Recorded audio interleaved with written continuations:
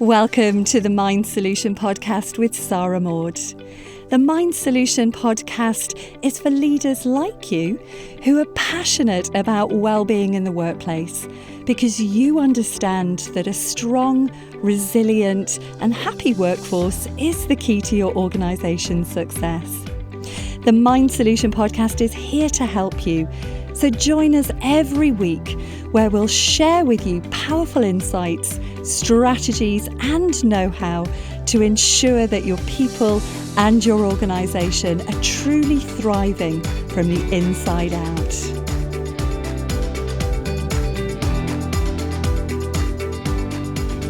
Hello and welcome to another episode of the Mind Solution Podcast, and I'm delighted to be joined today by Tony Piper, leadership, burnout and transformation coach. Goodness, that's a mouthful, Tony, but absolutely wonderful to have you here. Thank you for having me. Nice to be here, Sarah. Now, Tony, you've got a background in IT, so I'm fascinated to understand a little bit more about how you transitioned from the world of IT and IT consultancy to become a transformational coach. So would you do us the honors of giving us an insight into your background? Absolutely. Yeah, I spent 27 years in total working in IT. And at the beginning of my career, it was all about solving technical problems. And then as I went through the leadership journey, it was solving people-related problems. And I eventually came to realize it was the same old thing coming around again, which is, do people know what they want? Do people know how to articulate that? Do people know how to check their understanding of when somebody's articulated whatever it is? Do people feel comfortable to challenge things? Working with software, it's like children and animals. It's unpredictable and there's always bad news around. Realizing that actually it was the same problems coming round and round, but they weren't technical problems, they were people problems. And I became very curious about what would be useful to help people working in the tech space, whether they're developers or whether they're product owners or anybody else, get even more out of their roles and have better connection with each other and deliver the right thing on time to the right budget, which is really what it's all about.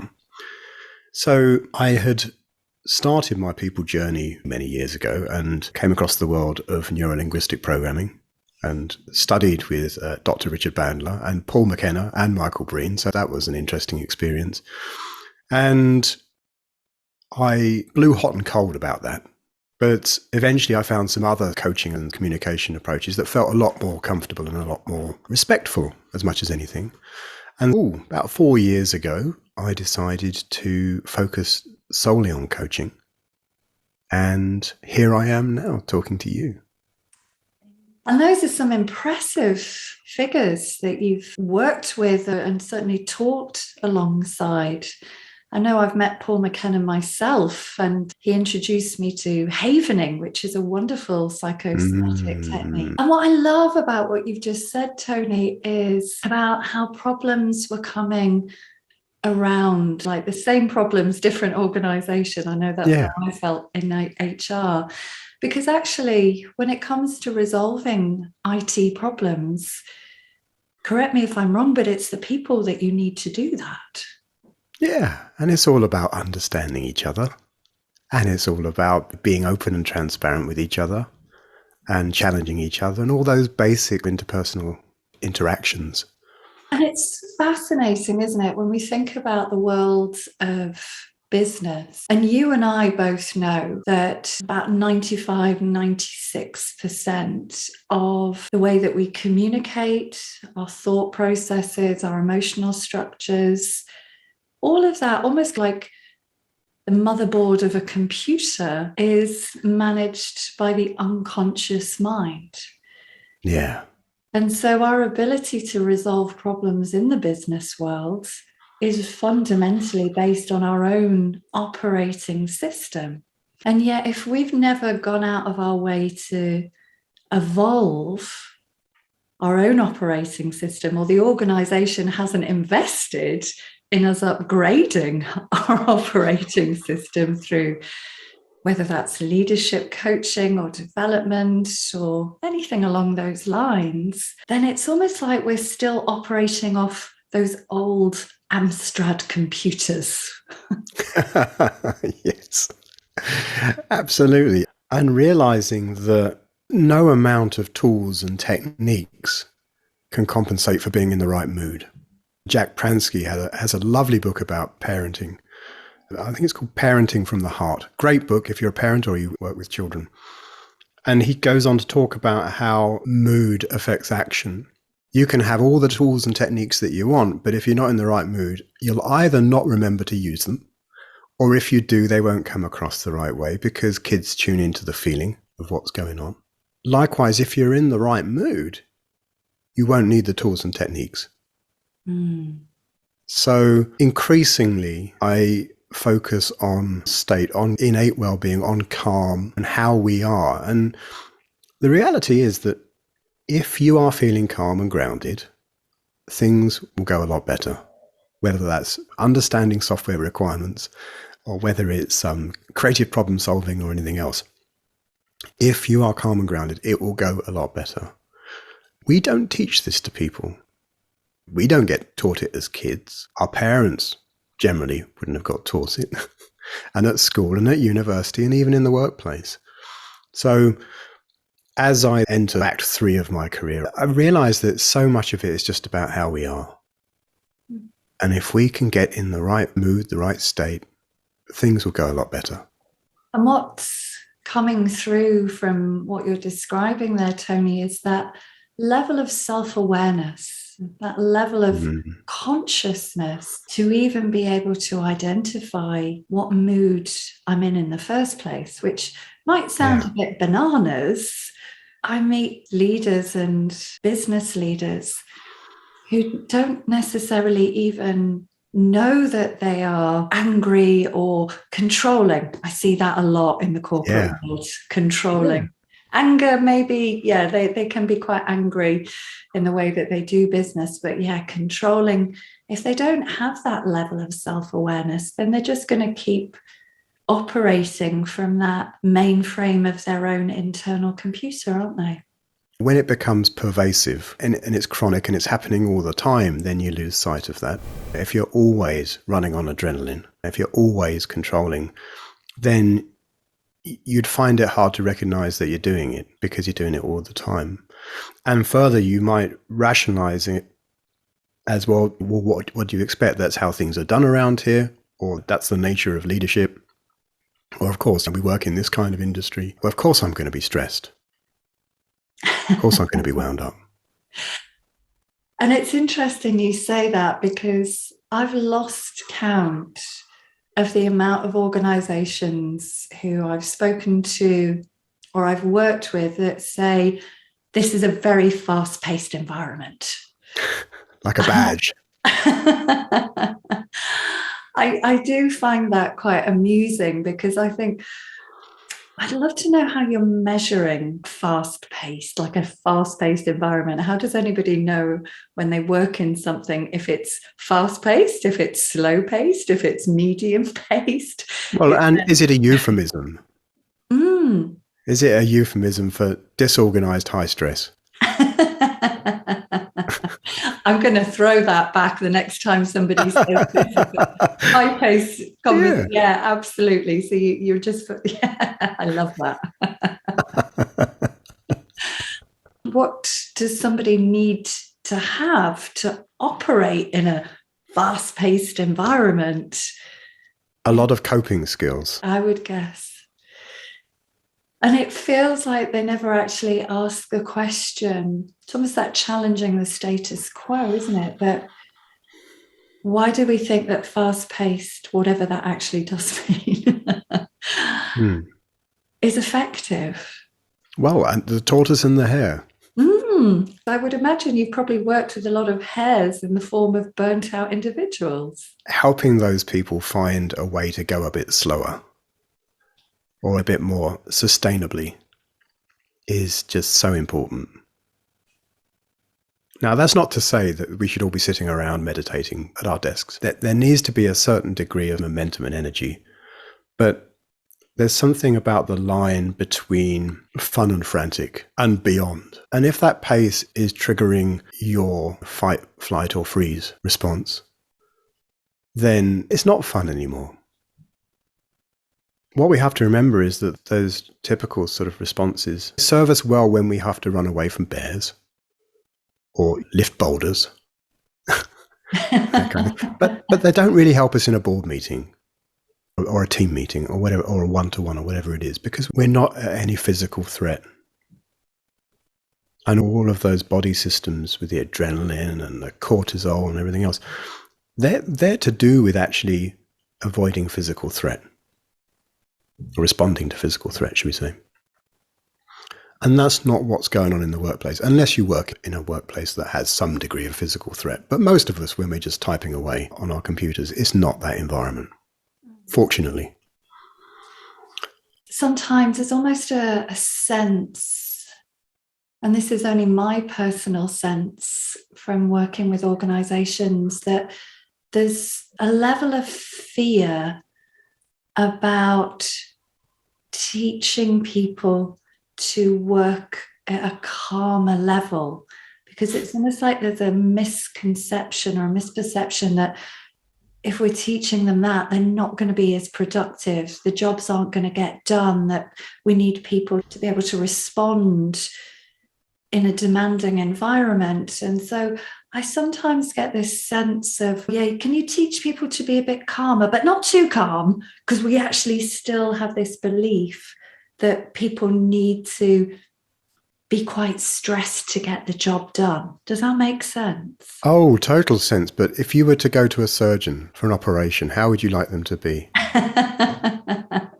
Somebody's hovering over me with a sharp knife. I think I want them to be pretty calm. Now, that's not to say they're not going to get the job done. But if they're all up in their head, never done this before, or let's just have a little go at that, or, oh dear, this could go really wrong because it's really serious because this person's really ill. How is that operation going to go? Yeah. Think about paramedics or other frontline workers where you don't know what's going to happen.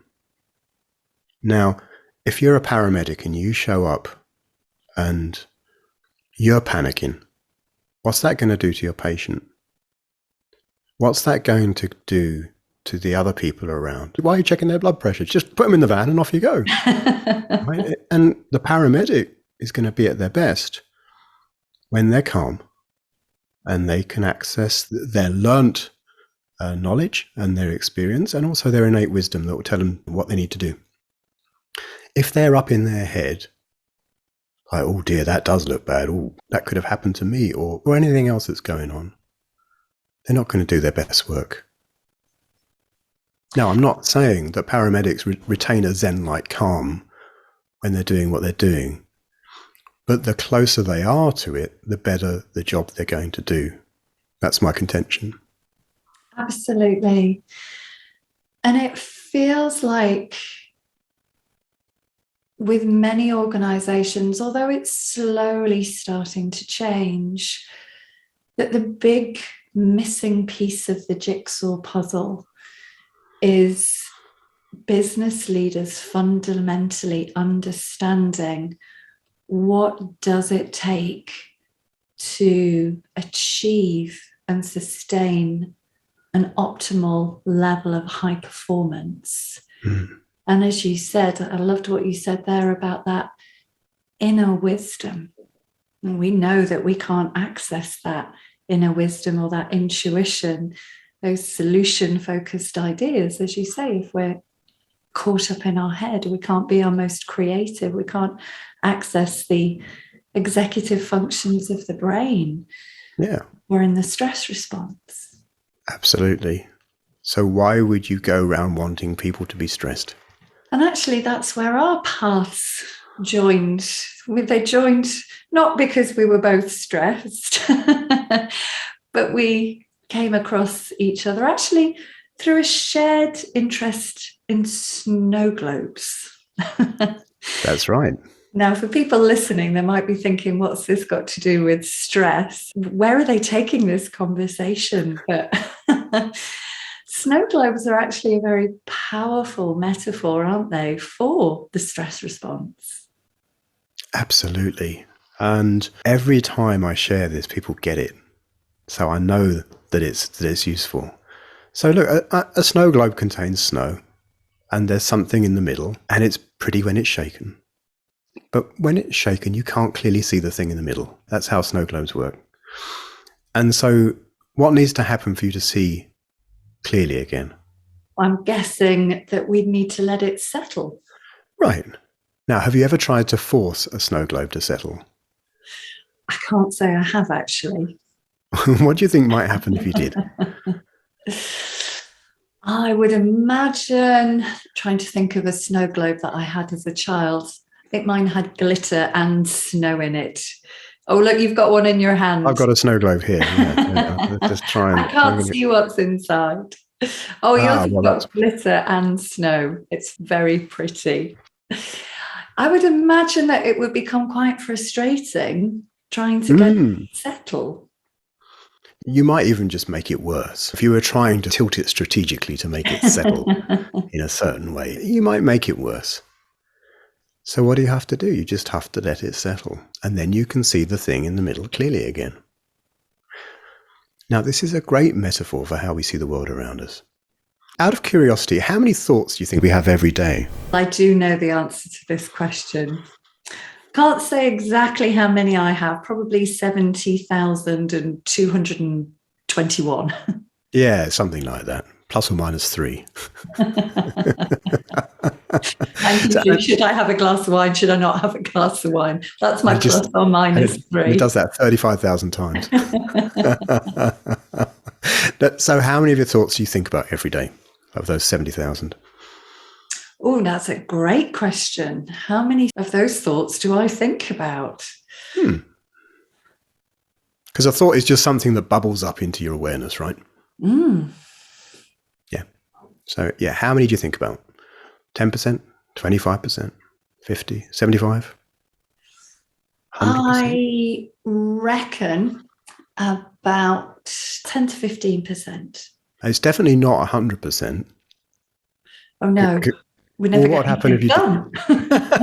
You wouldn't get anything done. And I'm guessing you'd feel quite overwhelmed. Thoughts come and go.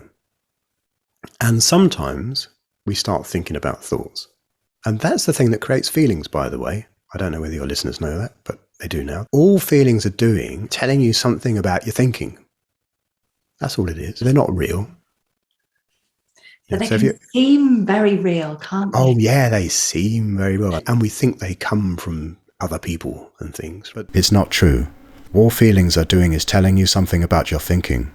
If you're feeling angry, you're doing some angry thinking, right? If you're feeling happy, you're doing some happy thinking. That's all it is. So it's important to know that feelings don't come from people, and they don't come from situations, and they don't come from emails, and they don't come from songs, and they don't come from the future, and they certainly don't come from the past. They only come from you thinking about thoughts in the moment. Absolutely. Back to the snow globe. Our world, the world, is the thing in the middle, right? Everything outside us is in the middle of that snow globe. And the shaking of the snow globe is this process of thinking about thoughts. Right? And so therefore, the snow represents our state of mind. Yeah? Yes. Now, our snow globes are shaken for much of the time, and often we don't realize it. But when it's shaken, when we're doing a lot of thinking about our thoughts, we can't see clearly anymore. And why is that important? Because you can't make good decisions. Because you can't access your innate wisdom. So, here's the $1 million question for you. Who shakes the snow globe? Is it other people? Is it situations or something else? Do I really get $1 million if I get this right? Can I do 50-50? Call a friend. It's me, isn't it? It's me shaking my own inner snow globe. Right. And that's why the metaphor is particularly valuable, because when you look at a snow globe, you'll see it in a hand. If it's swirling, it has been in a hand, and that hand is yours. So nobody else is shaking it. It's just you. If your snow globe is shaken, what could you do? If you're up in your thinking? Yeah, great question. Because actually, a lot of people I hear struggle with this. They're like, how I get really caught in my head, and how do I stop it? Or how do I change my thinking? And it's like, well, you can't change your thinking until things have settled. But I can only share what I find most effective for myself is just recognizing that this is just thinking. And when I recognize that it's just thinking, it's like the snow globe just starts to settle all by itself. Isn't that funny? Yeah. And the sooner you recognize it's just your thinking, the better it's going to be. And the later you realize it, you've already given stuff a good shake. And as you said, you can't think your way out of a feeling. If you've ever told anybody to calm down or cheer up, or if anybody's told you They've that. They've usually shook their snow globe even more, haven't they? Right, yeah. Don't you tell me to calm down. I can't cheer up. It doesn't work. No. So you can't do that. And the trouble is that we often think that we can. And if I just shake the snow globe a bit harder, I'll get some more clarity. But all you're going to see is more and more snow. And you can't see what's really going on. Now, unlike the snow globe, you can do something else in that you can interrupt it. You could do something like, have you ever done burpees? I have, and then I ended up spending an awful lot of money on an osteopath, so I don't do those anymore. Okay. I do star jumps. Oh, star jumps. They're just as good. Yeah, and by the way, we're not insured for anybody who's trying to do. But doing something that's intensely physical, like star jumps, like burpees, it's hard to think of anything else other than make it stop, unless you're one of these people who loves it and you'll be like, yeah, I want to do more. But for most of us, it's make it stop. Now, I've started to do weightlifting, like proper deadlift weightlifting recently. And I promise you, I could not think of anything whilst my focus of attention is on that. Except this is heavy. And grunting and all the stuff that goes with that. But you can't be thinking about that. I mean, are you doing it properly if you're not grunting? I don't know. You can't be thinking about that thing that your boss said to you when you've got a big chunk of metal over your head, if you're bench pressing or if you're carrying something heavy, if you're deadlifting or if you're doing star jumps or burpees. So do something like that. But another fun one to do is, especially if you're working from home, have you got any scented candles? I do. I have a bit of an obsession with scented candles, I have to confess. Do you? Oh, I'm just going to get one. Hang on. Right, I've got a scented candle. Have you got a scented candle nearby? No, but I have got an essential oil diffuser on. Oh, okay. Be careful. So I was going to say, so with a scented candle, if you make sure it's not lit, and again, we're not insured. Dear listener, we're not insured if it's lit. But if you take a scented candle and just give it a good old inhale, or essential oils or anything else like that that's very strong, and obviously don't choose something you're allergic to or that's going to remind you of that traumatic breakup that you had. Choose something that's just pleasant and have a good old sniff. It stops your thinking. Very true. Very true. It floods your brain and it stops you thinking.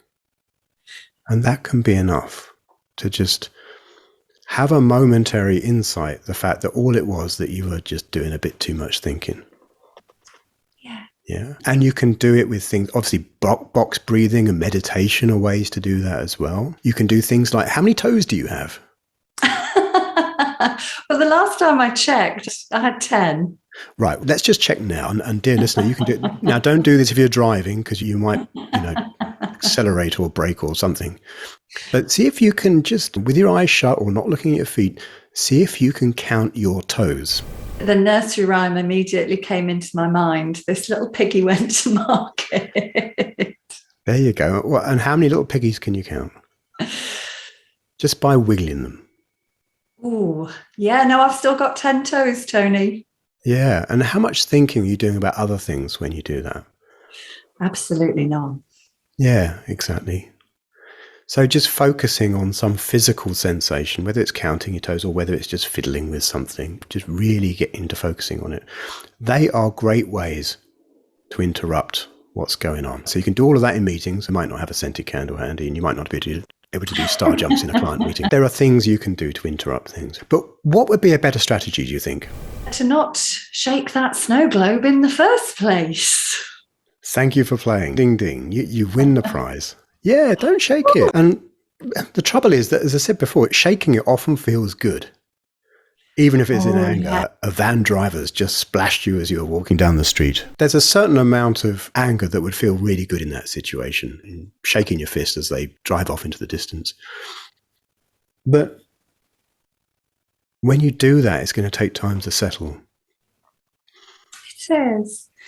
And actually, it's also allowing us, most of the time we don't need to shake that snow globe, and sometimes it is going to naturally get shaken. Like I had a conversation with an HR director this week who's been told that she's been made redundant after 19 years of service. Now it's very natural that her snow globe was doing a lot of shaking. Blizzard conditions. Absolutely. Yeah. And so we need to process, process that shock and that all of that emotion, because as you say, we can't always just switch it off. We have to wait for it to settle, don't we?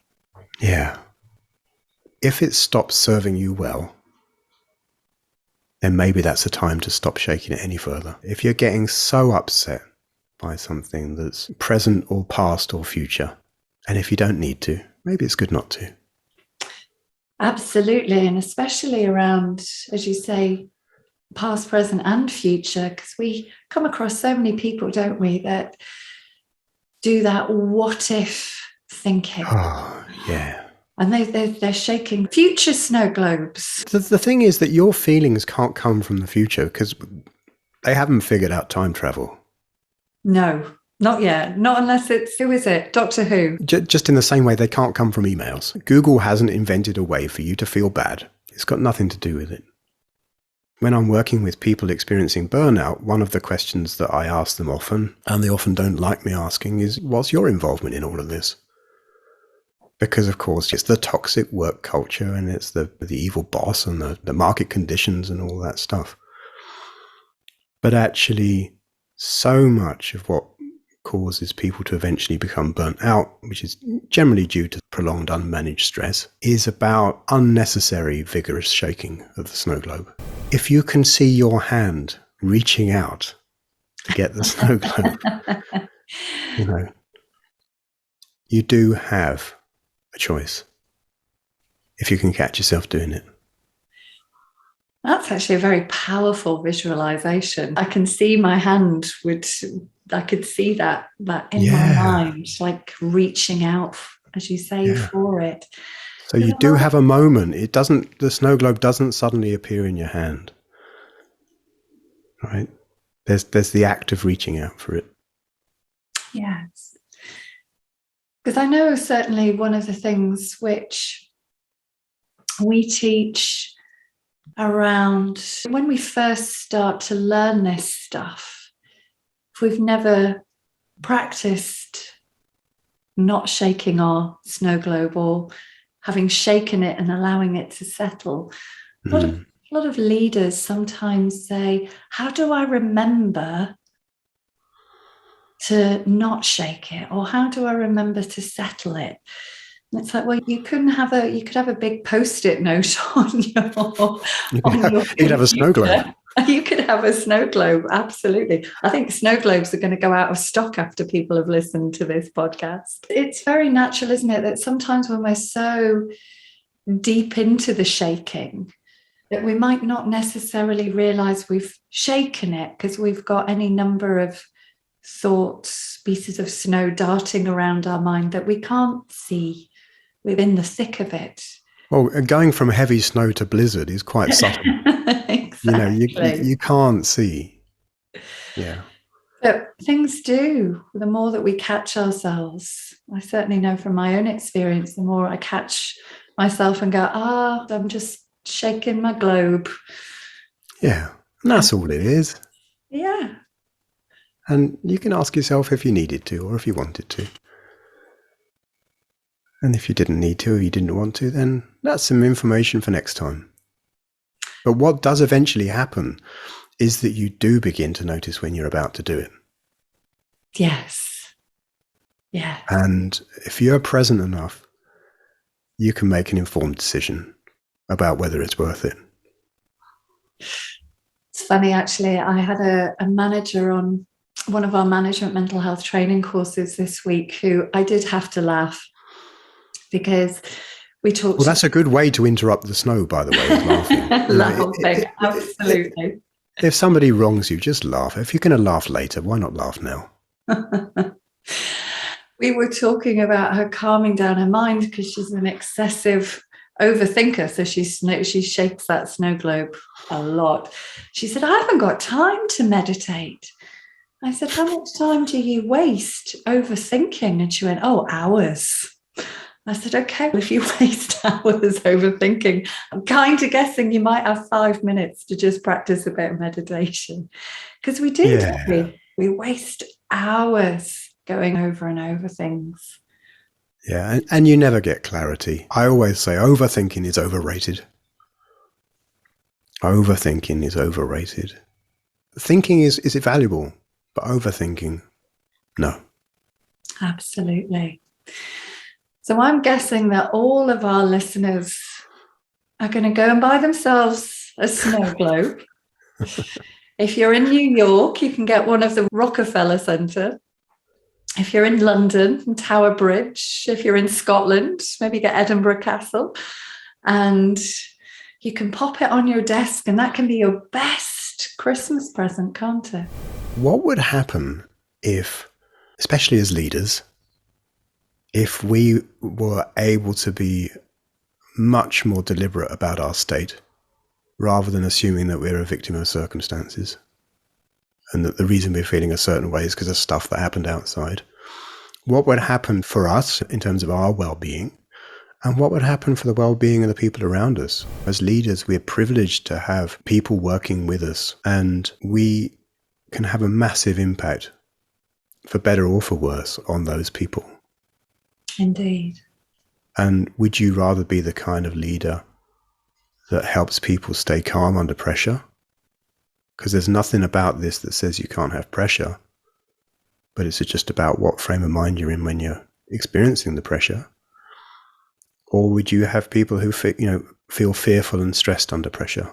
And it doesn't have to be the latter. There's a way for your team to remain calm, even when stuff is stacking up.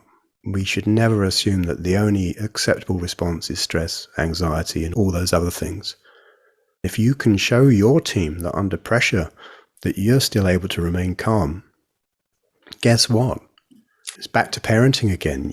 We learn so much of our behavior in the workplace from our leaders. And as leaders, we have a tremendous responsibility for that. So if we can set some good examples that, okay, the first thing we do when pressure arises or unexpected stuff happens is get calm and stay calm. And then we know that we can access our innate wisdom and we can have so many more resources at our disposal than if we're all running around in a panic, or if we're all scared of getting found out or blamed, or any of the other things that happen in the workplace. Indeed. And that feels like a wonderful place to leave today, with that thought about, as you say, just what a profound impact that would have for all of you listening, about creating that very deliberate, how you're showing up. So we're going to invite all of you to go out and buy a snow globe. It's the perfect time of year for you, even if you live in Australia or India or Bali or somewhere that's hot. I'm sure that you can track down a snow globe. I saw one in Egypt. Let me guess what it had inside. Every time that you look at that, you're just reminded, you're just taking yourself back to this conversation about where this experience is coming from. Thank you so much, Tony. That's been a wonderful, insightful, glorious conversation, and the best kind of Christmas present that I think we can leave our leaders with. And for anybody that's listening to this that would like to reach out to you, Tony, how can they get a hold of you? The easiest way is just to go to tonypiper.coach. And I'm Tony Piper Coach on Twitter, and will shortly be on Instagram, and I'm even on YouTube. So there you go. Wonderful. So wishing you all a very Merry Christmas. If we don't get another podcast created, because Christmas is approaching, I've got my tree ready to be decorated with its snow globes and its baubles. And Tony and I are going to go and have some fun with some snow globes. So goodbye for now.